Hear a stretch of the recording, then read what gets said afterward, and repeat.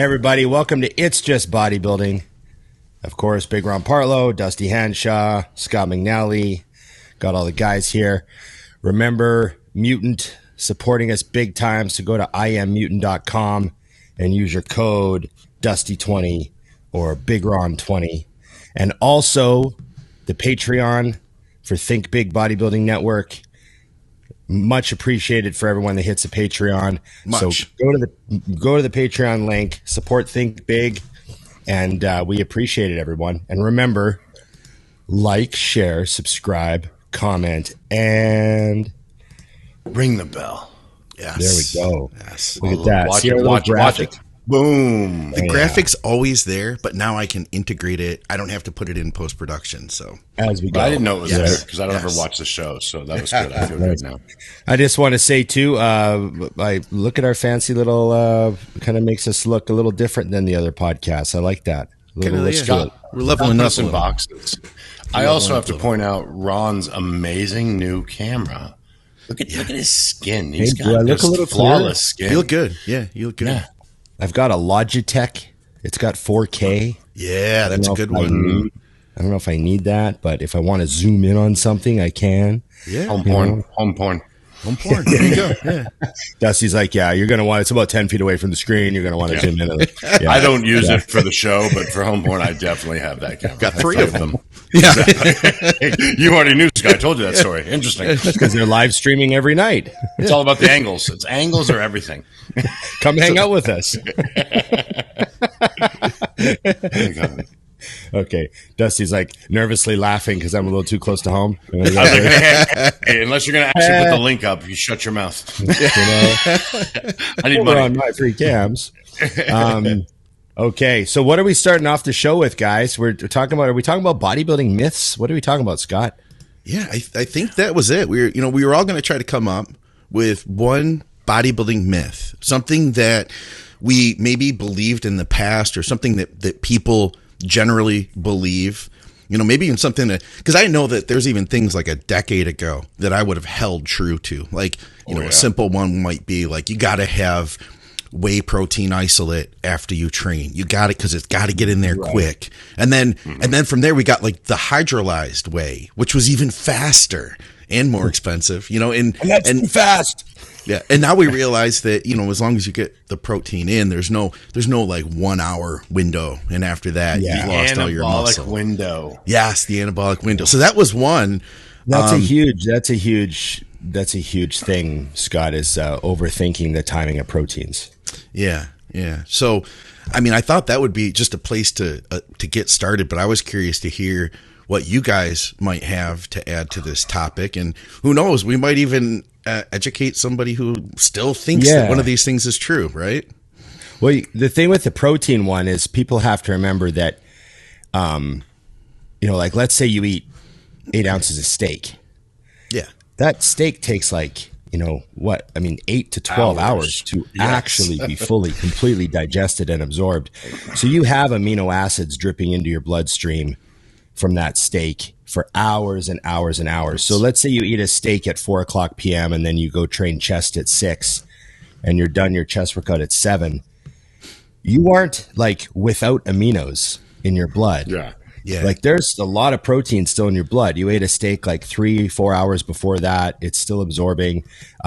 Obviously you want to put some more aminos in because you want to, keep feeding the machine, but this urgency, there's some kind of emergency that your bloodstream has no protein in it, isn't exactly how your body works. There's a lot more overlap than that. And people forget about all that overlap, and it's in everything. There's a lot of overlap that people don't think of. They want to define things and put them in rigid categories like post-workout meal, pre-workout meal. These meals have to be this way, but it's really a lot. It's a lot more blended than that. You know what? If I can add one thing to that, it got me instantly as you're saying that, and maybe it's because I'm on my 3rd cup of coffee, but my brain's moving real quick, And I started thinking that we went to the extreme, or people went to the extreme, and then they're like, well, it doesn't matter. So it's a myth that you need 6-7 meals a day. You can really do it in 2 or 3. But the reality is that for me to grow muscle, I'm like, if we're looking at like somatotypes, I'm like an ectomorph. And for me to get all the food in I would need in 3 muscles, it would be like a mega feast. So, could you get away with doing 3 meals, and still be able to grow muscle? I think you could. If it makes sense. Like, does it logically make sense to eat that much at once? Am I eating, 14 ounces of chicken, 16 ounces of chicken per meal, 4 cups of rice and whatever else? Yeah. The meal frequency thing for a lot of people just comes down to like volume of food. You're just trying to manage volume of food. The really big guys that are eating 6-7 meals, they're just trying to manage meals. Yeah. But, I have lots of people that I have them on 5 meals. And like, I've given people a 5-meal diet and they're like, oh, I thought there'd be 6. Like, don't we have to eat 6? And I'm like, well, maybe it's a 140-pound female. Right. And if I break her food into 6 meals, her meals are just tiny. 2 ounces. Like, 2 ounces. Yeah. So maybe she has 4 meals and a shake, and then she's got a little bit more substance to her. She's actually having 1.5 chicken breasts with a cup of rice and some veggies for a meal, instead of like some fractional little feeding of something that's not going to satisfy anybody. Right. So size of meals makes a difference. Like, you have to be satiated after your meal. You can't have a meal that's so small that there's no end to the hunger trigger. There's be enough food there to like do something. Yeah, I feel like the majority of the myths that I've run into, I don't even like. For example, I think another myth is the giant fear. Like, there's a line between overtraining and what I find I find understimulating, in the gym. So it's like, I know. Like, when I was a kid and I got started, I know we've had this conversation before, I used to go to the gym and I'd be like, I'm not going to leave until I puke. Right. Like, or, you know what I mean? Like, there was no rhyme or reason. It just went into the gym and I was like, I don't know how to train. I didn't know how to train intensely yet. So I trained hard, if that makes sense. Right. So it was like just balls to the wall on as many things as I could. And then I would leave because there wasn't enough intensity to make that overtraining, so to speak. So like, I think you mean inside the muscle intensity? Yes. And that's where people don't get it. It's like, I write programs every day that I would never have done in my prime because it would have been too much, So I find that overtraining is something that's it's not a myth, but it's just overused, because most guys don't train hard enough in their individual sets for overtraining to ever be a problem. Yeah. Or as Lee Priest used to say, you can't overtrain unless you undereat. Right. Right. I also think people forget that overtraining is not a thing that just happens to you today. Like, it's not like, oh, I did too many sets of quads, so therefore they're not going to grow. That's not how your body works. It's like a systemic thing over time. You slowly get behind on recovery. You slowly get a little more, backed up, I guess, on the amount of workload you're pumping in. And then you eventually get to a point where you're in a state of overtraining. Right. But it's not something that like happens today, Yeah. It's, you have to overdo it for a while to get into that like true state of overtraining. And, obviously if someone's dieting really hard, their overtraining threshold is going to be different because their calories are so much lower and their recovery is going to be slower. And there's so many factors, but yeah, you don't have to worry about it today. You're not going to like shrink if you do one extra set of squats. Like, you'll be fine. What's funny is it's something we all have to learn. And I remember, so when Brandon Curry was really coming up, he'd always been around, always doing well. Like, he'd won, like Arnold, South America or something before that. But, when he won the Arnold USA and then he won the Olympia, like, he was on fire at that time. Right. And when I had talked to him, I asked him, I was like, man, what really changed? What changed to help you get so good? Because you're good before, but now you're really good. And he said, I had always listened to the podcast and listened to a lot of education, and I was always afraid of overtraining. And he was like, then and I said, what was different about oxygen? That was a big part of it. He said, and then I, trained at oxygen. I realized that with my genetics, I don't have to worry about that. There's the key with my genetics. I think that's a key line that I don't know that sometimes I don't think the elite understand, Scott. Yeah. So like I was talking to Drea one time. Okay. And she was saying, we were talking about the drugs in female bodybuilding. Yeah. Or I should say, let me rephrase so I'm not putting words on. I was talking about drugs in female bodybuilding. Of course. And but it was funny because she said, I don't know why so many women do that. And I thought in the back of my head, because they're trying to catch you who doesn't have to. Yeah.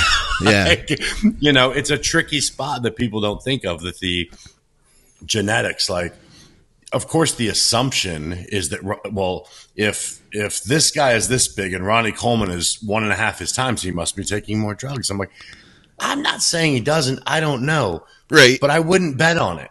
Like, I bet you he's taking the same or less and he just responds better. Yeah. That's where the people that we know that have really good genetics and we personally know what they've done, it would hurt people's feelings. There would be a lot of hurt feelings with some of the doses that we are privy to and actually aware of. Yeah. And that's where I think then that doesn't mean that, other people with less genetics, like you guys are definitely genetically superior to me.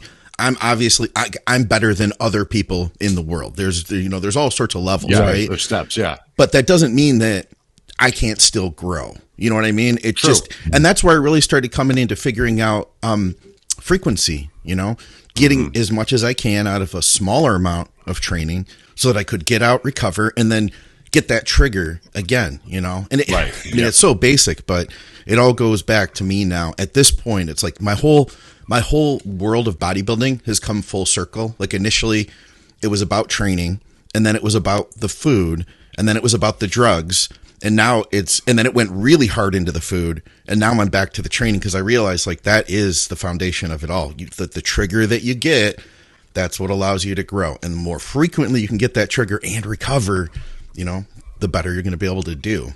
So you just nailed something that I think is key, is the very rarely in my entire career of helping people, watching people, is volume increasing the answer.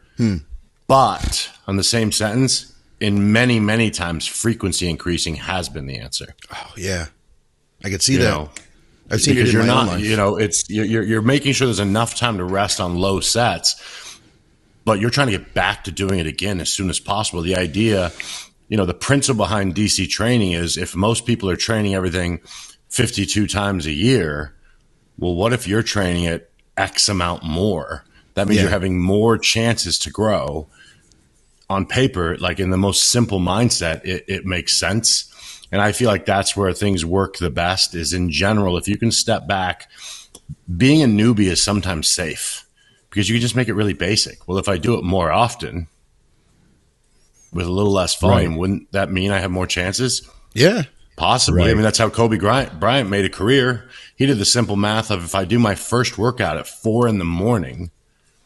and my last one at 10 p.m., I will get 2 more workouts per day than everyone I compete against. And over time, I will be better than them. Huh. Right. And he was. Yeah. No, that's frequency's always been like the thing that I wrestled with because I lacked the skill of being good at backing off my volume enough to make frequency increases work properly. Does that make sense? Of course. Yes. Like, absolutely. For sure. I tried to train things twice a week a few times and I didn't get better. I managed to keep my strength through a prep and look good. But after I analyzed the amount of extra work I did training everything twice a week, I didn't look better. And you just wasted more time. I didn't approach it from the point of view that doesn't work. I approach it from the point of view as, I didn't quite get that right. I didn't figure that out. Yeah. I was still doing too many sets for each workout.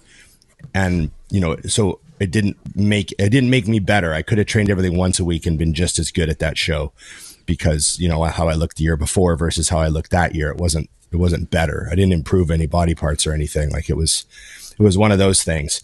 So I just felt like I never really figured out the volume thing. And I think about this program I did when I was in high school once. It was called like the Bulgarian Power Burst. It was like out of Muscle Mag. It was one of those programs you ordered out of Muscle Mag. Like Leo Costas and Tom Platz were involved, Yeah. And I remember the volume, the frequency was high. It was like everything 3 times a week, but the volume was literally like 2 work sets. No kidding. Right.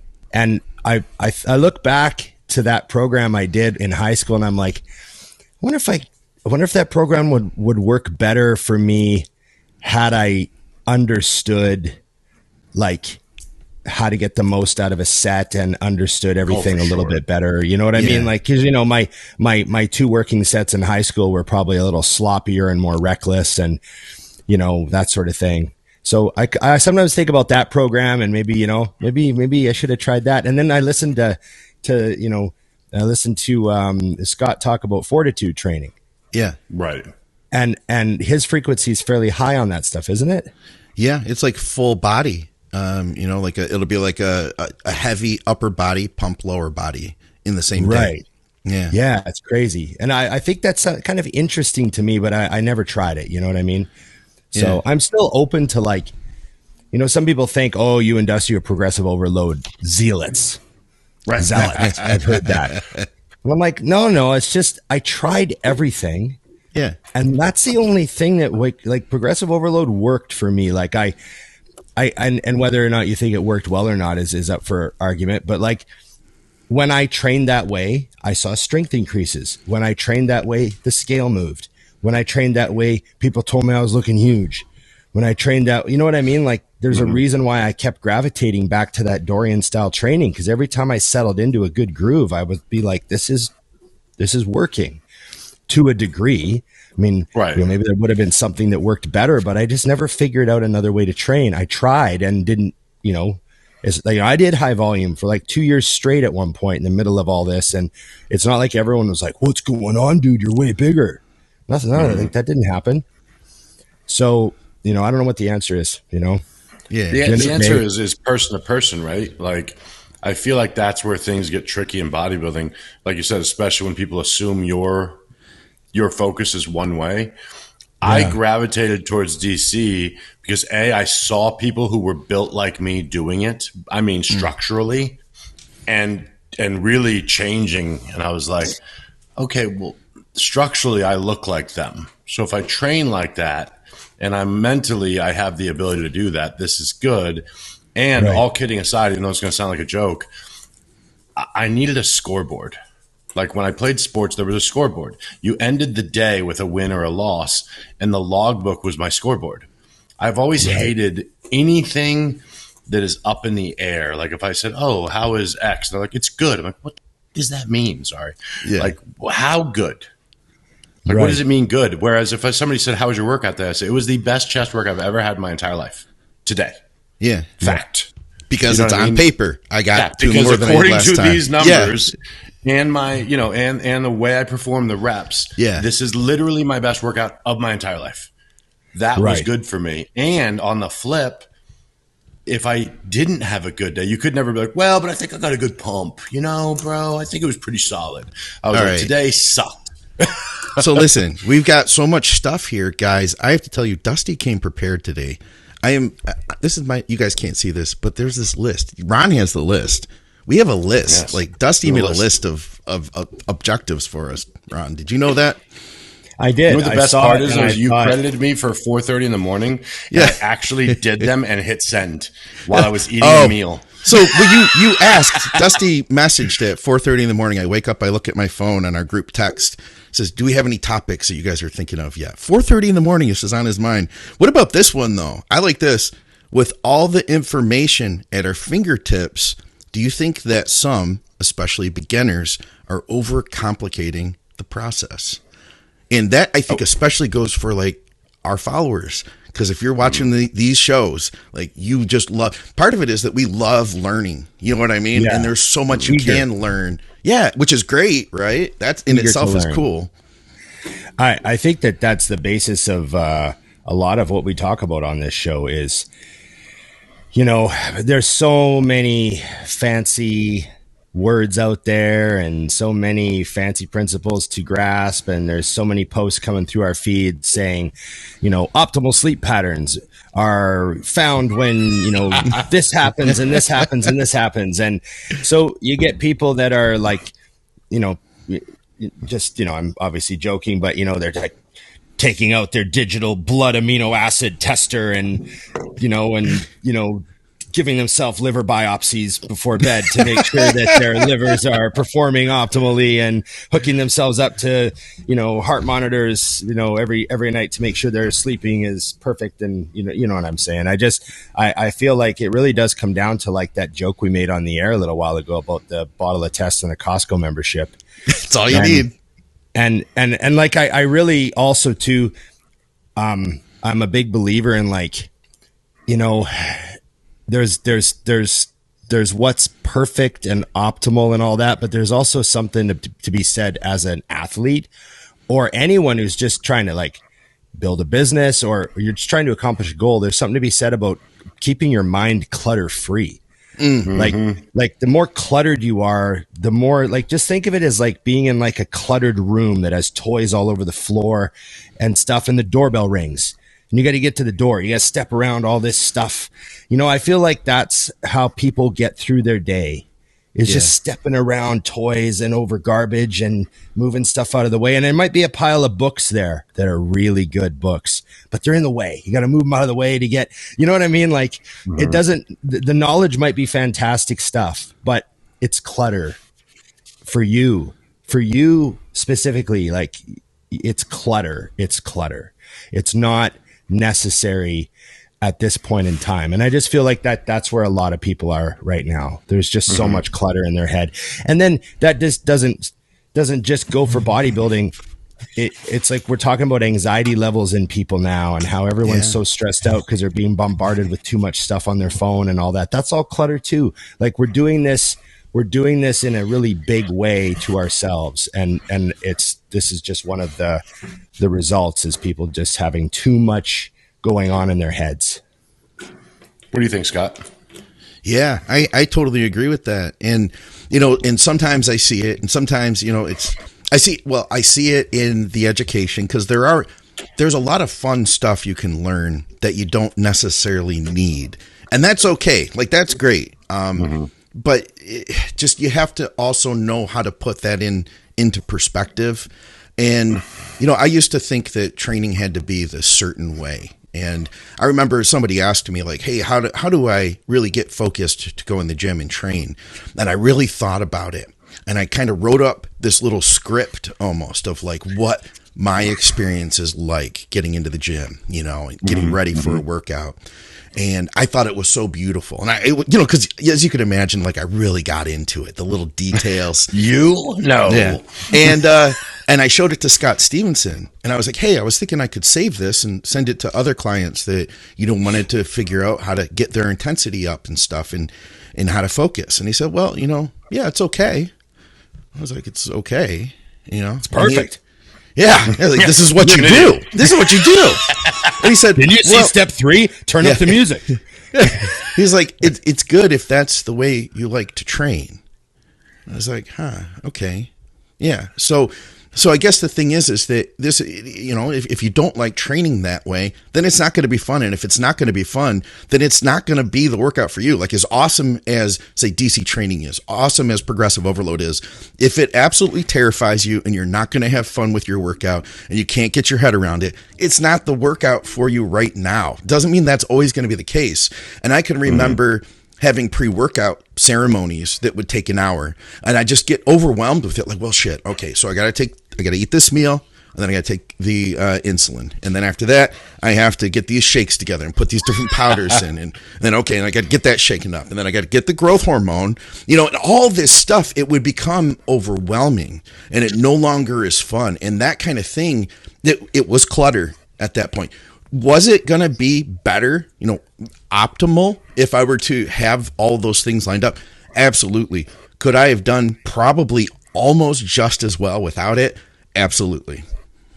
What do you call that, Ron?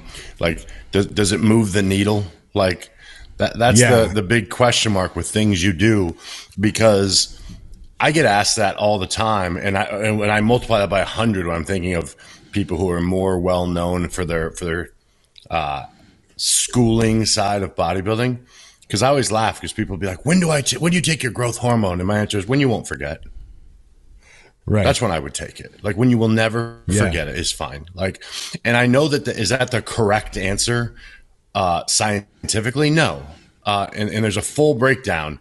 And it's funny because I used to tell people to take it at night because John Jewett wrote a whole thing up. And he goes, well, that's true. He actually messaged me. He goes, that's true as long as they're taking 4 IUs or less. And I go, John, I'll be honest with you, I just want people to get it in. I don't really give a shit when they take it. They need to take it. Like, it's not that big a deal. And I know that we're teaching them like perfection, but I feel like it's important to go back to, but are you going to the gym and slanging and banging? Because that's the magic. Like, I see kids in our gym right now, and it's funny. I guess I'm just getting old, but I'm not getting old and grumpy now with all the crap going on in my life. I'm getting old and like looking back and being like, yeah, I remember that. Because these kids are coming in there and they're just blasting and they have no idea what they're doing. And I'm like, good. That's how you do it. Yeah. Do that. Right. Blast your ass off. Work as hard as you can. And eventually you'll learn the other stuff. But you've got the important part now, which is go in here and have fun and kick the crap out of yourself. That's the magic. You know what I mean? Yeah. I literally had a kid the other day. You'll love this, Ron. I had a kid the other day, and he almost missed on a bench. So I came over and grabbed it. And I said, hey, if I'm here, like, grab me for a set. I can spot you. 2 seconds later, he's like, can I get you for a spot? So I was like, sure. He gets a couple extra reps, And I was like, man, I get a good vibe from this kid. It's 9 a.m. I'm like, he's got to be 19 or 20 years old because it's like the middle of the week. And he shoots me an email that day. Yeah. And he's like, hey, I'm the kid from the gym. I wanted to see if there's any way I could hire you to train me for a session. Oh, nice. And I was like, I can't charge this kid. Like, he's in there killing himself, and I can't train him in the gym either.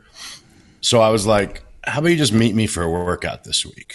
Cool, man. And he was like, all right. So we trained back. I had told him, I was like, I've been watching you for a minute because he trains hard. I was like, how about I make a couple adjustments to your training? Because like, he was going in there and like warming up, and he'd have whatever 135 on, I go to failure and then go up in weight. And I'm like, oh God. Right. The effort is there, but the thought process isn't, so we go through the whole thing, get an awesome workout. But then the big bonus that I loved was I feel like De Niro. I've got a knack for picking the right guy.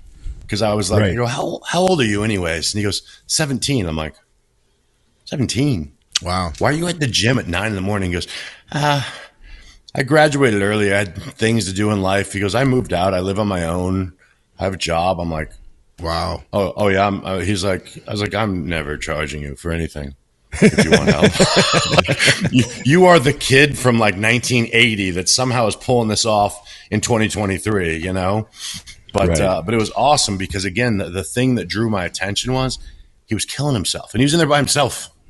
I'm going to go to failure on a bench press and not ask anyone for help. I'm like, that's some dumb shit I would have done. Yeah. It's a good topic, though. Because that is something I think that we all need to reevaluate. Even guys like us who have been doing it for a long time, I think it's important. And so it's ever since I had that conversation with Dr. Mike Miltek about dopamine and about overtraining, and it really does come down to having fun. Are you having fun, focused on this moment, or are you worried? If you're worried, you're thinking about the future. You're thinking about what needs to happen. You're worried about the past and how things went. Like, you access a completely different set of brain chemicals, and they're not the ones that are going to help you grow, and that's on or off gear, Stress makes such a big negative impact on us. Yeah. That's why I don't believe it. Yeah. It's amazing what having a good time does. Yeah. Yeah. You know what I mean? Yeah. What the one more myth I was going to bring up. Oh yeah. See what you guys think. And it drives me insane. Don't is swear. when people say, "Oh yeah, it's nice and hot. We'll get shredded." I'm gonna go sit in the sauna. I forgot about that. He's doing step mill with a sweatsuit on. He's going to be healed. And I'm like, people, that drives me crazy. We have a lot of that around here. There's always been a lot of that around here. And I tell people, I'm like, if you want to get lean faster, you should actually train in a freezer.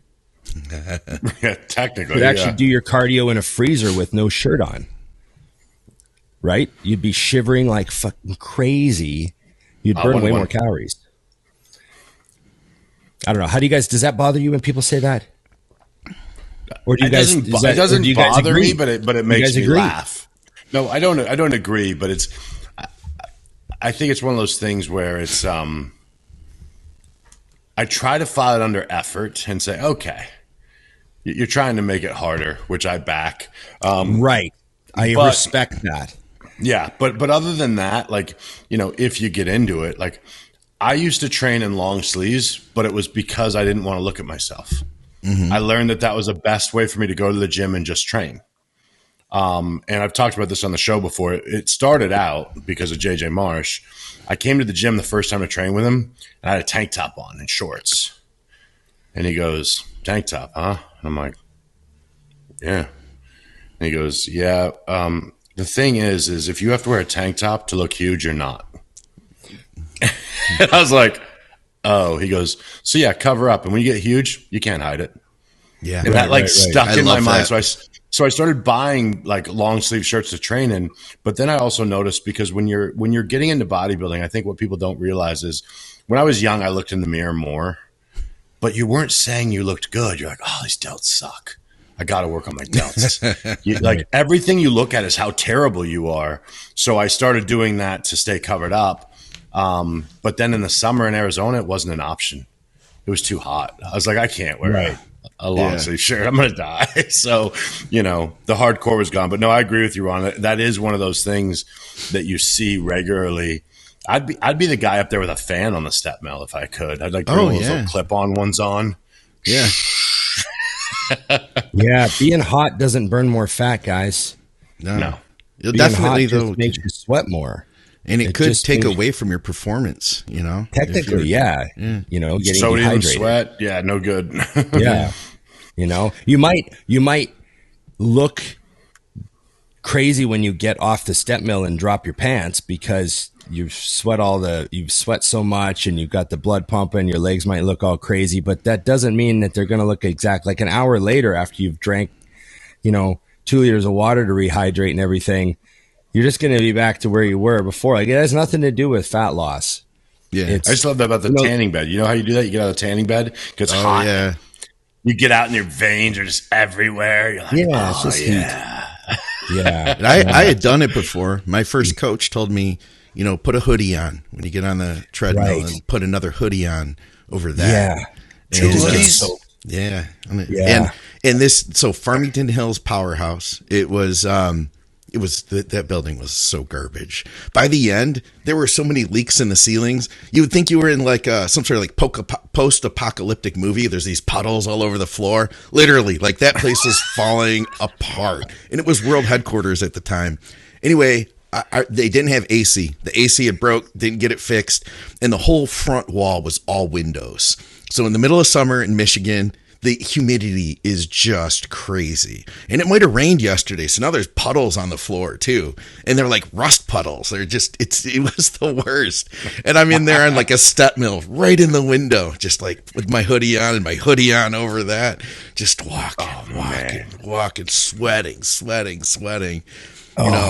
But mentally, you knew you were beast mode, so that's fine. Oh, yeah. You know what? Beast mode before it was beast mode. There is something to making something harder. You know what I mean? There is something to that. So yeah, I get that. Yeah. But, could it get in the way of performance? Absolutely, man. And then you go home and you cramping and the face is cramping up in the car on the way home. You're like, pull the muscles out. I get that it might mentally make you think like I'm getting shredded. Yeah. Mm-hmm. Like no one's going to beat me. I'm on that step mill with my 3 sweatsuits on and my garbage bags, and I'm just getting shredded. Garbage bags. And maybe Wrestling. mentally that's fine. That's like, I'm not, I don't want to like, hey, I'm not going to come and disturb your Zen. I'm not going to come and go, excuse me, did you know that you're actually not making it? You're right. not doing like that. You're just hotter. Like, I'm not going to come and tell them that, but it's just not how the body works. If you want to burn more fat, you go sit on your back step in minus in below zero weather. Right. I'm really glad that you pointed this all out, like the last few sentences, Ron, because in this day and age, if we say anything they disagree with, we could get canceled completely. They immediately hate us because Ron hates sandwiches and hoodies and step mills. Ron said you shouldn't sweat when you work out. Yeah, Ron's exactly. You're supposed to be cold. If you're not cold when you work out, you're never get shredded. Yeah, he's Canadian. That's not what I said. So I can't remember. Ronnie Coleman was wrong. Yeah. Ronnie knows more, or Ron Partlow. It's a little obvious. We had a really good listener Green question. Or Ron. Yes. We had a really good listener question that I can't remember where I found it from. It might have been from Patreon, but it was somebody who I think hasn't competed, because he had asked us, he said, hey, what happens between Prejudging and the night show? Like, what do the guys do? What is that like? Well, at I guess at 2013 North Americans, I had sex between the morning show and the night show. Yes. Always should do that. Did you have to get your tan touched up?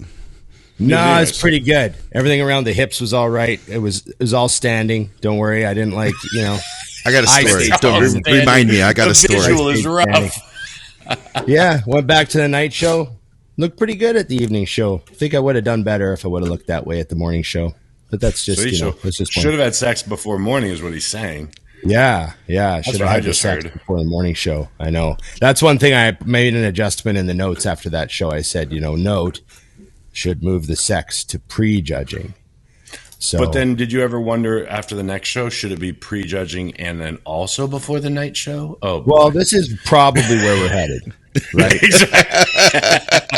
I mean, if one is good, isn't two better? Wait a minute. This is bodybuilding after all. Yeah. Okay. I got to tell you. Up the dose. Go ahead with your story. Up the dose. So I worked with a couple, and they were living in different cities at the time. Does this get kinky? Yes. I was their coach. I was not there. Okay. There's not a throuple thing, is it? No, they met up at, I think it was Junior Nationals. So they haven't seen each other for some time. They're both competing. This isn't a, hey, can you bang my wife scenario, is it? No. Been there. Go ahead. They're clients. Let's be professional. I'll be quiet. So anyway, though, I'm working with both of them. And the next morning, I can't remember where the handprints were, but his tan, his back was just destroyed. That's amazing. He had to completely redo the tan after that. I don't know what happened that night. The next morning, team went to bed. The tan looked good. Next morning, there was handprints all over it. She got. If I recall the story correctly, she was in the bathroom. She slipped and started to fall backwards. So she grabbed onto him. And then he leaned back, so they kind of smudged down. That's why there were nail marks. Yes. But he protected her head from hitting the ground, so it was. I'm not going to say who that was, but she did turn pro. That. I appreciate that. She did turn pro, and it was 2013, and she was Class A. I think she was Class A, actually. Oh, jeez. I'm helping Scott with his reputation of telling people's names. My bad. There you go. That's a good one. That is I don't know. Morning Tonight Show, it just depends. Some people, I have them just have clean meals. Yeah. You know what I mean? A couple of small clean meals. Maybe they have a liter of water from morning show to night show. And I just tell them just keep that water going in, just keep the meals clean, not too much food. See where you look at, you know what I mean? And then other people, it's like, hey, put more food in. We got, maybe you think they're going to go to the overall and you're like, damn, that super was not, he's not as conditioned, but he's really full. So maybe, you're going to be going up against this super. So there's a little bit of strategy sometimes for the overall. Maybe it looks like you got an easy class win, but you know what the overall is going to look like. So you might go, oh, let's push some food into you or that sort of thing. But for the most part, you hopefully nailed it for the morning, and you're trying to maintain that is ideally, hopefully you didn't miss the morning and you're trying to fix things. But it's just kind of staying calm and keeping things like, I have people watch their weight. Because the scale doesn't lie. Like if you look phenomenal at 213 and then you check your weight at 4 p.m. and you're still 213, I'm going to be like, oh, you must still look pretty damn good because you were 213 this morning and you were on the button. But if they check the scale and they're like, oh, I'm 206 now, I might be like, oh, well, I have to have a look at you. Like, what happened? Are you 206 and drier than you can possibly imagine? Or are you 206 and you look flat? Where did that weight go? Have you been pissing all day and didn't realize it? Or, there's some things that have to be thought of, but for the most part, I think you're just trying to hold. You just reminded me of a myth that I have to point out, which is the idea that guys weigh in and then they carb load and just get drastically heavier. Yeah. I always laugh at that because when I step on scale, like for example, I had a drastic year where I dropped a bunch, but I would typically, like the morning of prejudging on a 2-day show, let's say I weighed 240.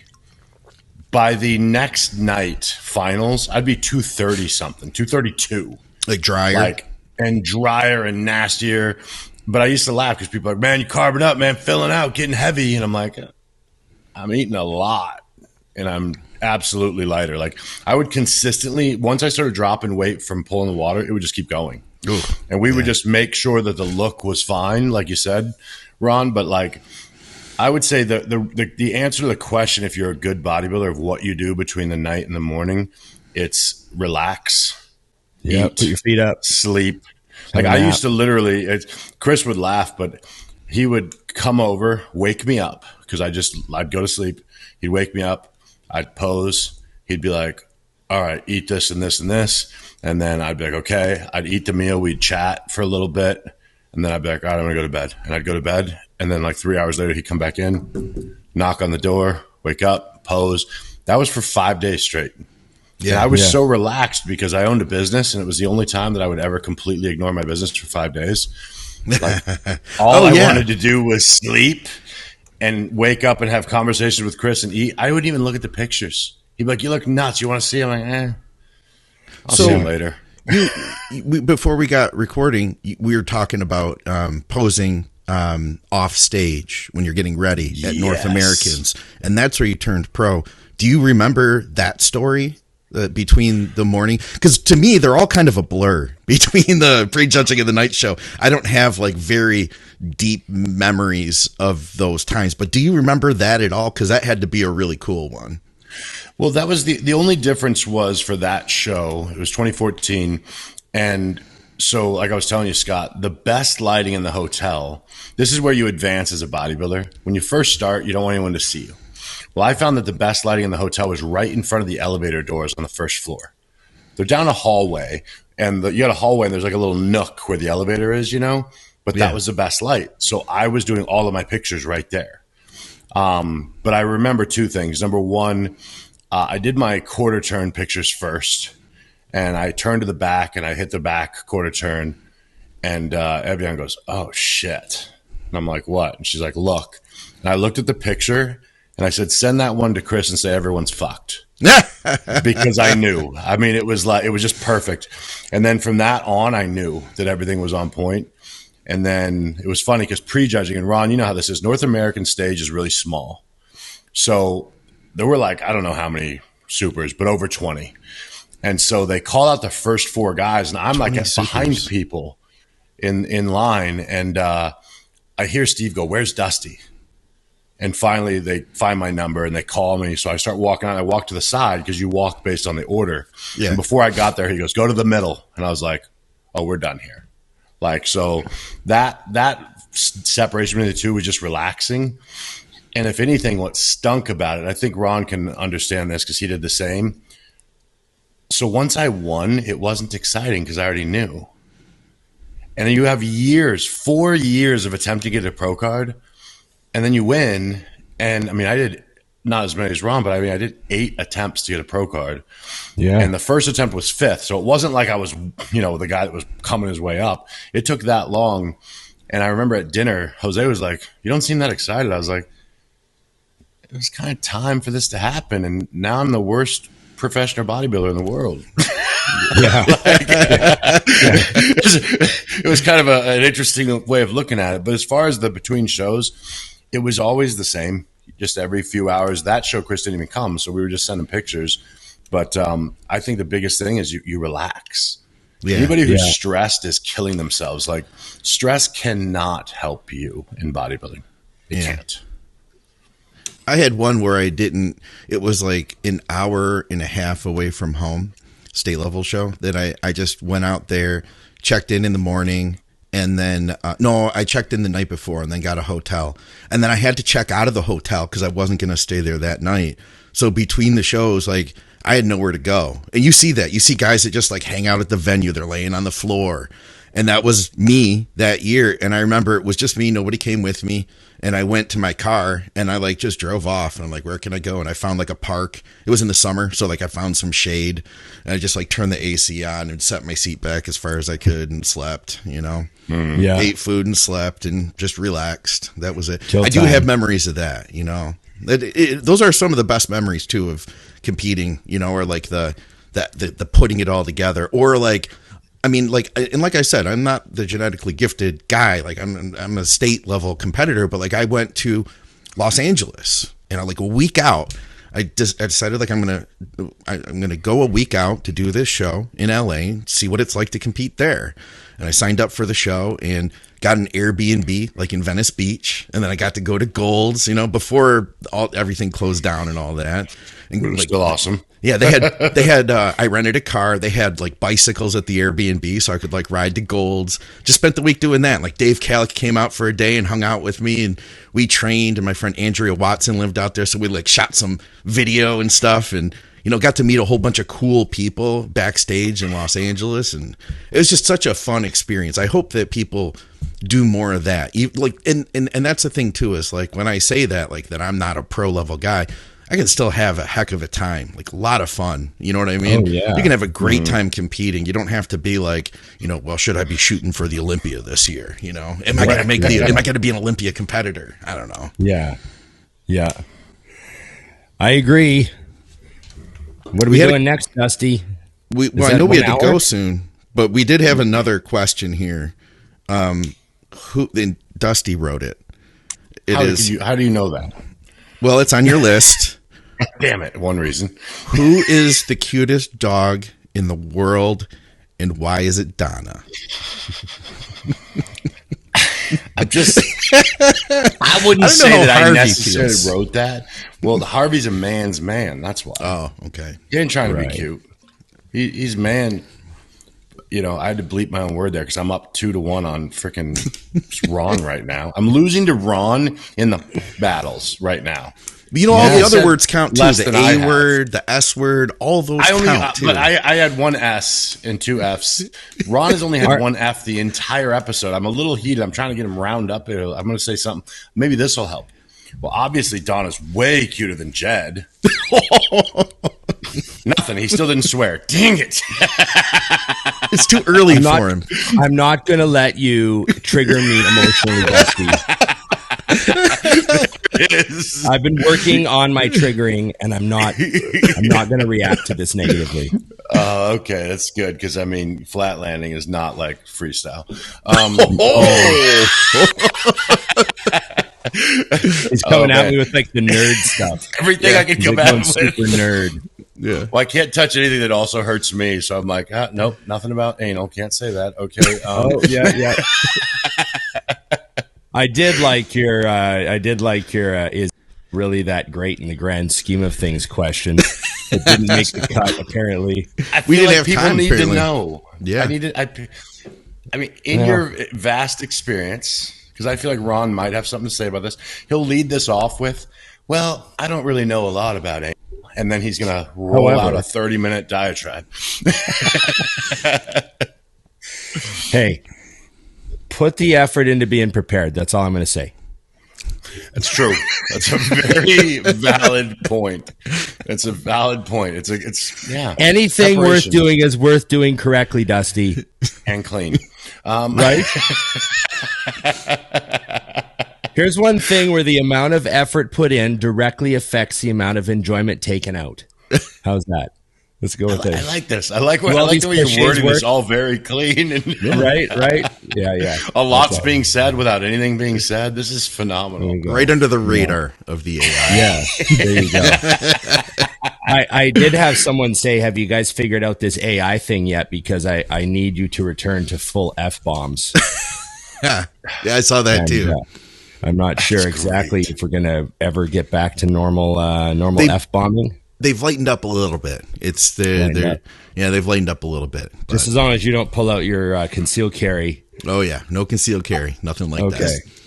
I wonder why there's a sudden reason to push on that. Like, I understand other things, but because as a company, like, so if people understand with YouTube, when obviously big companies might say, like, if there's any swearing on this channel, I don't want my ad be put on their videos. Yeah. So obviously if you're doing no swearing, no political talk, no nothing, your channel will monetize better. But to just like basically ban it across the board just because Ron has passion, you're banning passion right now. Banning this is fascist.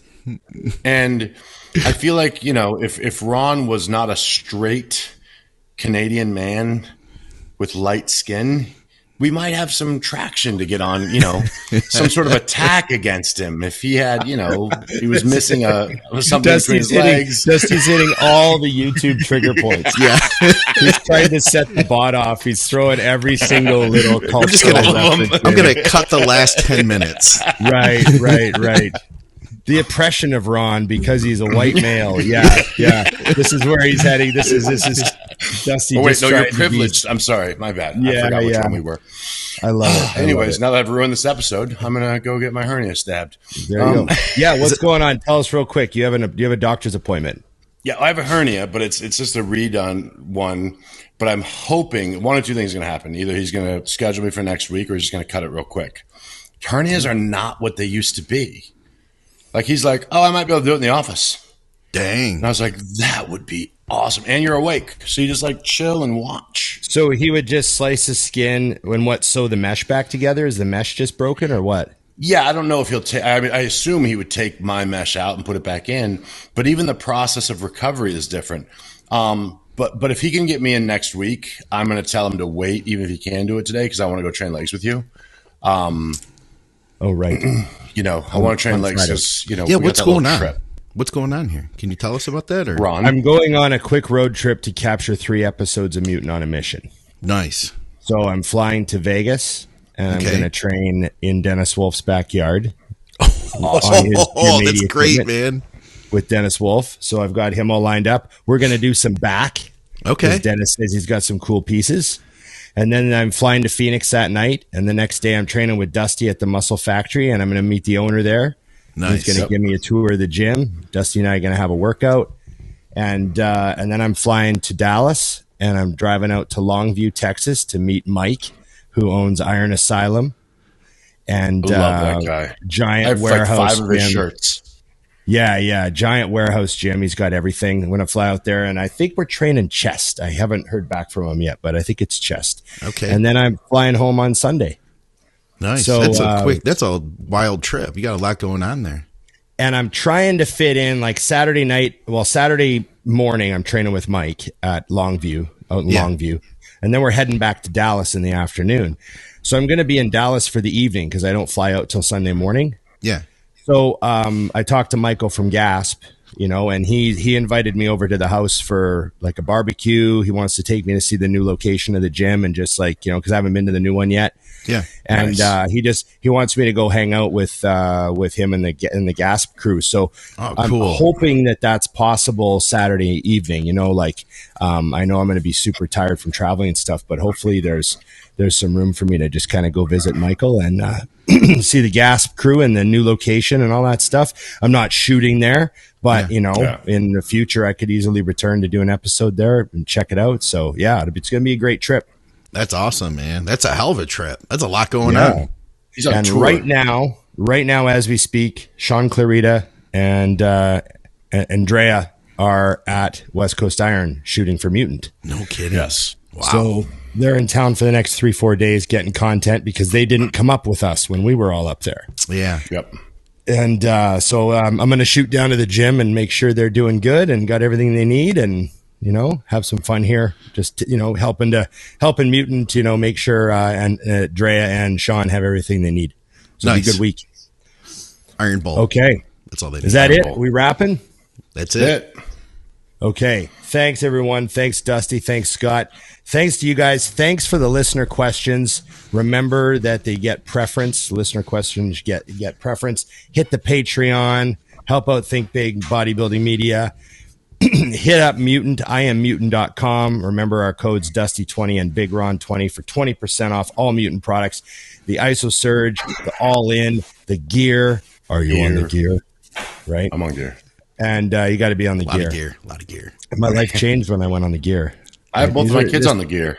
I was just in Canada over the weekend, and kids on the gear. We went to a supplement shop, and I saw they had gear. In Canada, they carried gear at the supplement shop. Oh yeah, you bet, a whole shelf of it. Oh yeah, a lot of gear. Big red shelf of gear. Okay, get your gear. Screwed. See, that's see. We can say gear. Yeah, gear. I don't know if that's true. See, gear is such a great word. Yeah. I also loved how Australians used it to refer to like a girl's underwear. Getting it in a So it'd gear, be like, something like get that. your gear off. Yeah. No way. Get your gear off. Yeah. I've never heard of that. That's phenomenal. Well, maybe they were my older buddies. I don't know. Okay. Whole new meaning. Everyone, like, share, subscribe, comment. Yes. And ring the bell. Right there. Look at the timing. I hit it right when There you he go. did it. Nice. Great. Okay, we only have one episode this week because Dusty has emergency medical procedures. I do what I do. Anything for attention. And I'm traveling. So Yes. we will see you next week. And we have a guest next Monday, don't we? We're working on that. Yeah, we're going to have, it'll be different, but I think you guys are going to enjoy this one. I'm super excited. It's going to be, can we say it's we're having a true goat. Yeah, that's Fact. true. Well, we can say who it is. He's going to be here. So, Well, we can build some suspense. yeah. Okay. Let's leave See it who alone. people think it's going to be. He's a goat, like a greatest question. of all time. And he might not be a bodybuilder, though. I want to throw that in there Right. because they're like, holy crap, Right. they're getting Ronnie? Right, You know what they're I mean? thinking Ronnie. I But still there's more can't goats than believe- Ronnie, right? I still can't believe that, we got a professional football player to come on. I mean, Tom Brady, that's wild. Yeah. Anyways, Brady's on. it's not Tom Brady, guys. It's not Tom Brady. Is it Michael Jordan? Could be. That's a little hit against LeBron, by the way. That I agree with. Okay. Okay. Thanks, guys. Remember, it's just bodybuilding.